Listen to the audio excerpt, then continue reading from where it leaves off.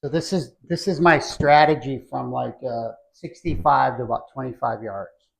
Okay, and there'll be some specialty shots if within that area if I got to keep the ball low or uh, you know create um, some extra spin, things like that. That I might do some things a little bit differently, but sort of as, as a sort of an overall view of that part of the game, 65 to 25 yards.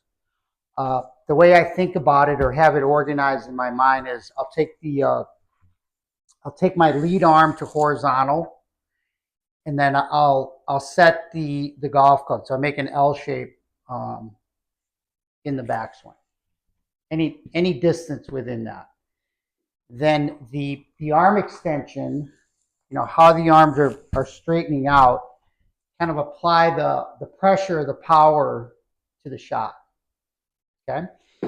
So if I've got, say 25 yards, I extend and I stop my forward swing. If the ball is, say it's at 6 o'clock, I'll stop my club at about 4:30, 5 o'clock. That makes sense. If I go 30 somewhere between my lead knee and my lead hip, right? So probably like 4 o'clock, something like that. 40 yards, I stop the shaft at about 3 o'clock, and then 50, I stop my right arm at like 2:30, right? And then 65, I'll stop at about 1 o'clock. That makes sense. I've got this clock in my mind, and then with each shot, I just kind of remind myself, this is probably one area that I'll always take practice in, swings in, right?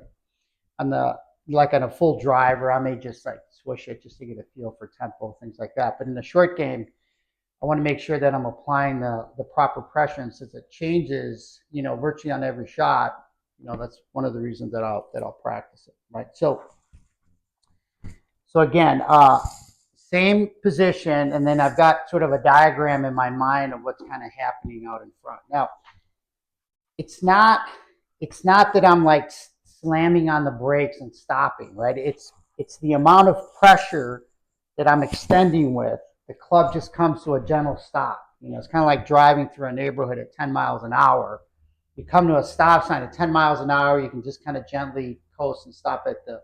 If you're going 50, right, and then all of a sudden you got to slam on the brakes, that's not what I'm doing, right? So it's how the arms are extending and then the pressure that comes out from that extension, right? So on this 40-yard shot, I'll go here, I pivot, post, extend, and then now the club just naturally stops right at that 40 yards. So we've got a 40-yarder here.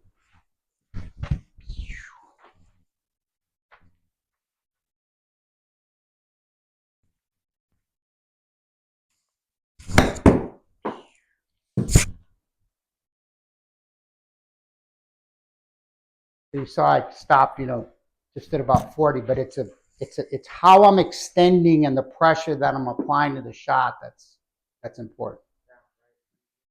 Yeah. So you're kind of like when you were practicing, you're just kind of going, you're like jamming it to a stop, right? And it's a little bit like a 10-foot jump shot in basketball. You don't just stand there and like do a little poke. You're still using the ground. You're still going up and shooting.